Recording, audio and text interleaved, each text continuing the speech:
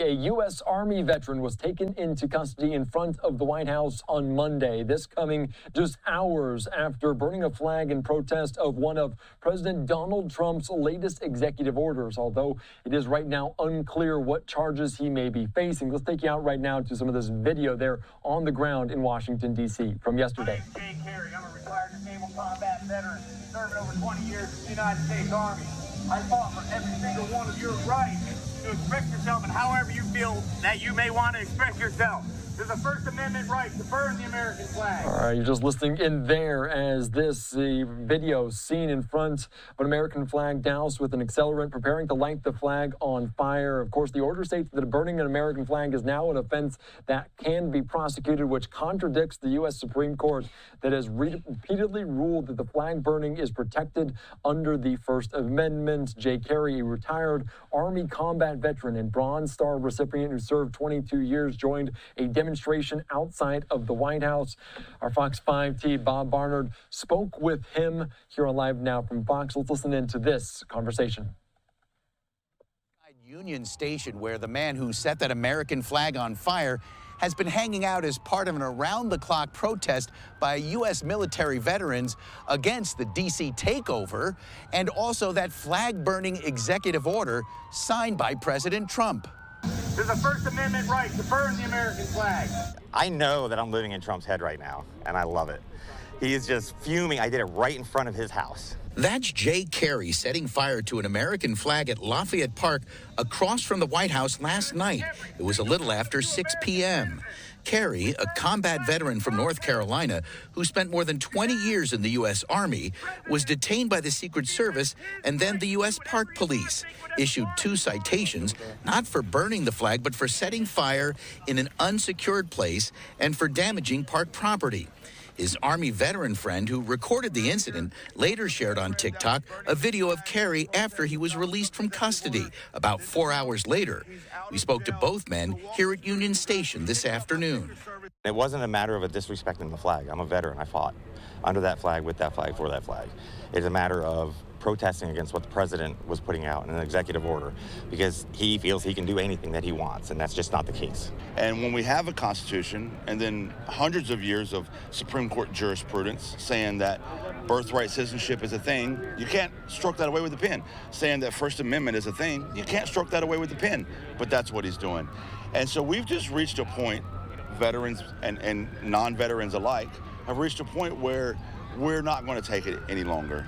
President Trump signed an executive order at the White House Monday, which he says would require an automatic 1-year jail sentence for anybody who burns an American flag. But that's at odds with the ruling from the Supreme Court 36 years ago that declared flag burning an act of free speech protected by the First Amendment.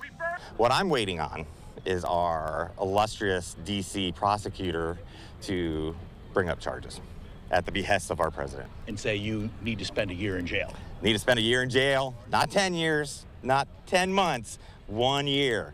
And it's ridiculous. And I want that challenge. I welcome that challenge. I already have the lawyer that defended that gentleman back in 1989 about the burn. She's already stepped up to be my lawyer. For now, Jay says he'll come back here at a future date to take care of those 2 citations, and in the meantime, remain here as part of this protest against the National Guard being dispatched to the streets of D.C. All right, Bob Barnard there reporting for our Fox 5 team in Washington, D.C. As you heard him, the man that was burning that flag, the Jay Carey, a retired Army combat veteran, Bronze Star recipient, saying that these freedoms are in which he fought for there. So very interesting to hear all of that. Also, he was joined there by demonstrators outside of the White House, in large part due to this executive order, but also the deployment, the surge in law enforcement, including National Guard outside of different areas in our nation's capital. And our Fox News team, Alexis McAdams, rode along with different U.S. Marshals, giving a unique perspective on what's happening there in D.C. right now. Another night and more arrests in the nation's capital. We're arresting the same folks over and over and over, right? And that happens because they're letting them out faster than we can put them in. Our cameras rolling as federal agents took these two men into custody accused of committing violent crimes, part of the ongoing federal crackdown led by the Trump administration. Where are you guys from? From West Virginia, sir. Director of U.S. Marshal Service, Gaddy Serralta, tasked with spearheading the cleanup. What would you tell other people across the city that think they might be able to get away from you and your team? Oh, they're not going to get away. What I would suggest is that they turn themselves in. This man, accused of carjacking someone at gunpoint out in Maryland, asked why the agents were even picking him up after he says he'll just be back out in a few days. The judge is literally going to say we're going to put him on a 3-day hold. Then once the 3-day hold is up, DC jail has to release me. They release me. It's the same thing every time. The same thing every time. Now, more than 1,000 arrests and counting as the president pushes to improve D.C. safety, rolling out local, state, and federal partners like the National Guard and pushing for stiffer penalties. If somebody kills somebody in the Capitol, Washington, D.C., we're going to be seeking the death penalty.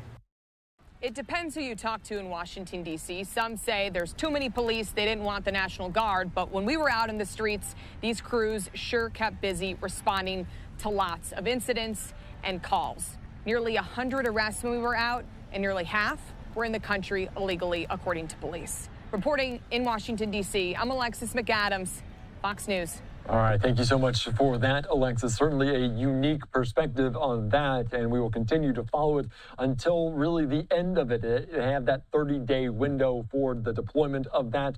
And coming up after the break, we've heard President Trump talking about deploying National Guard, announcing the new force there potentially to head to other cities like Baltimore and Chicago. We'll take you out to the Windy City after this quick 2-minute break.